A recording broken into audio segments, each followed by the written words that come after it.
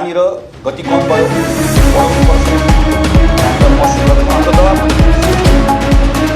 अप्ठ्यारोमा हाम्रो प्रोत्साहन पनि रहन्छ, प्रश्न गर्नुपर्ने ठाउँमा प्रश्न पनि रहन्छ, तर मूलतः हाम्रो यसमा साथ रहन्छ।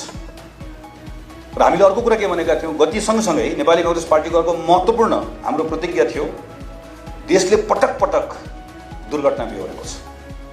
हामी जहिले पनि बहुमत प्राप्त गर्छौँ, कहिलेकाहीँ अब अलिकति सजिलो हुन्छ भनेर भन्ठान्छौँ, अब देशले एउटा गति लिन्छ भनेर भन्ठान्छौँ, कुनै न कुनै द्वन्द्वमा हामी पर्छौँ।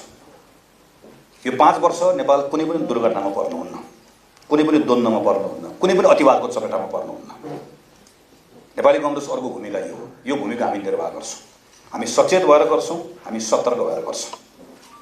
नयाँ सरकार बन्न अझै केही दिन बाँकी छ, सरकार बन्छ, त्यस पछाडि सरकारले अगाडि सार्ने कार्यक्रमहरू छन्, त्यसमा हाम्रो साथ रहन्छ। त्यही बेलामा हाम्रो आफ्नो धारणाहरू राख्नुपर्ने भए त्यही बेलामा राखौँला, तर आजको बिन्दुमा सुशासनका सन्दर्भमा एउटा दुईटा कुराहरू गर्न आवश्यक छ भन्ने मैले ठान्छु। 82 सालबाट अब 87 सालसम्मको एउटा नयाँ अध्याय सुरु भयो। यो सामान्य अवस्थामा भएको निर्वाचन होइन, विशिष्ट अवस्थामा निर्वाचन भयो। यो मध्यावधि पनि होइन, एउटा ठुलो आन्दोलन पछाडि भएको निर्वाचन हो। यो निर्वाचन पछाडि बन्ने सरकारसँग नागरिकहरूको, सरकारसँग मात्र हामी सबैसँग एउटा विशिष्ट अपेक्षा छ। खास गरिकन सुशासनका बारेमा यी लगायतका विषयमा विशिष्ट अपेक्षाहरू छन्। मैले अघि पनि भनिसकेँ, फेरि दोहोऱ्याउँछु, ती अपेक्षाहरू पुरा गर्ने कुरामा हामी आफ्नो भूमिका निर्वाह गर्छौँ। हामी बरु एक कदम अगाडि आउँला, तर हामी पछाडि हुन्नौँ। सुशासनको सन्दर्भमा एउटा कुरा आजकै बिन्दुमा हामीले बोल्नुपर्ने छ, भन्नुपर्ने छ। हामीले हाम्रो प्रतिज्ञामा के भनेका थियौँ भने 82 साल पछाडि एउटा नयाँ अध्याय त प्रारम्भ हुन्छ, नयाँ ढङ्गले हामी जान्छौँ, यो कट अफ पोइन्ट हो। तर 82 भन्दा अगाडिको अवधिलाई हामी कसरी हेर्छौँ त? 82 भन्दा अगाडिका विषयहरू हामीले यत्तिकै छाड्यौँ भने फेरि यो कहीँ न कहीँ गएर गिजोलिन्छ। त्यसरी 82 भन्दा अगाडिको विषयलाई पनि टुङ्ग्याउनुपर्छ।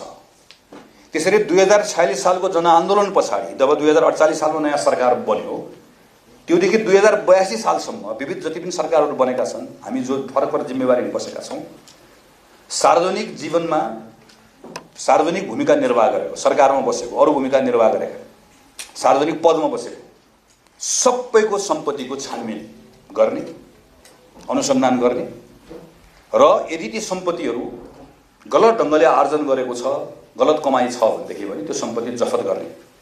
हामीले भन्यौँ हामी यदि हामीले जिम्मेवारी पाउने हो भने, सरकार बनाउन पाउने हो भने हामी 6 महिनाभित्र यो आयोग बनाएर जान्छौँ। हाम्रो प्रतिज्ञा थियो।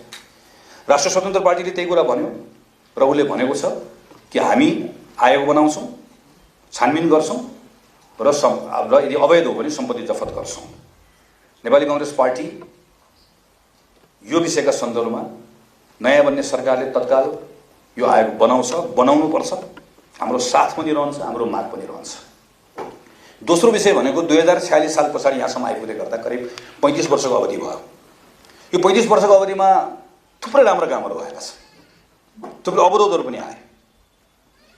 यो बिचमा हामीले यत्रो ठुलो हिंसा देख्यौँ, द्वन्द्व देख्यौँ, राजनीतिक सङ्क्रमण देख्यौँ, प्रत्यक्ष शासन देख्यौँ, अधिनायकवादी शासन देख्यौँ, त्यसको प्रतिरोधको राजनीति देख्यौँ, संविधान निर्माणको लामो सङ्क्रमणकाल देख्यौँ। थुप्रै कुराहरू हामीले बिहोरेका छौँ, त्यसको एउटा पाटो छ। तर यही 35 वर्षको अवधिमा नागरिकहरूको बिचमा एउटा ठुलो प्रश्न के पनि रहेको छ, गुनासो के पनि रहेको छ। हामीले निर्वाचनको बेलामा पनि देख्यौँ, भोग्यौँ, सुन्यौँ, हामी सबैले देखेर आएका सुनिरहेका छौँ कि शासकीय शक्तिको व्यापक रूपमा दुरुपयोग भयो। सार्वजनिक ओहदामा बस्नेहरूले शासकीय शक्तिको दुरुपयोग गरे, सार्वजनिक पदको दुरुपयोग गरे र यो दुरुपयोग भएको कुराहरू थुप्रै काण्डहरूसँग जोडिएको छ। चलन चल्तीमा जाँदै गर्दा हामी सुन्छौँ कि यो काण्ड, यो काण्ड, यो काण्ड, यो काण्ड भनेर। नेपाली कांग्रेस पार्टीले एउटा हामीले आफ्नो प्रतिज्ञामै भनेका छौँ, मेरो आज व्यक्तिगत कुरा होइन, यी काण्डहरू अब केवल सार्वजनिक खपतको विषय हुनुहुन्न वा आरोप प्रत्यारोपको विषय पनि हुनुहुन्न। यो दुधको दुध पानीको पानी हुनुपर्छ र यो कसैले यसको यो कुनै पार्टी वा कुनै अमुक कसैले यसको भारी बोक्ने पनि भयो। जसले गरेको छ उसले यसको भारी बोक्नुपर्छ। त्यसैले नेपाली कांग्रेस पार्टीले प्रष्ट रूपमा यो विचार राखेर जानुपर्छ। म यहाँहरूको प्रस्ताव पनि गर्छु कि जति पनि काण्डहरू छन्, चाहे त्यो गिरिबन्धु होला, चाहे त्यो ललिता निवास होला, चाहे त्यो व्हाइट बडी होला, वा भाद्र 24 गते नेताको घरमा भेटिएको र जलेको पैसा होला। यी सबै विषयका सन्दर्भमा अनुसन्धान हुनुपर्छ कानुनसम्म ढङ्गले, र जहाँ जहाँ गलत कामहरू भएको छ ती सबै कुरा गलत काम गर्नेहरू सार्वजनिक पदको दुरुपयोग गरेको वा शासकीय क्षमताको जहाँ दुरुपयोग भएको छ कानुनसम्म ढङ्गले त्यसको अनुसन्धान भएर त्यो अनुसारको दण्ड सजायको भागीदार पनि हुनुपर्छ। यो विषय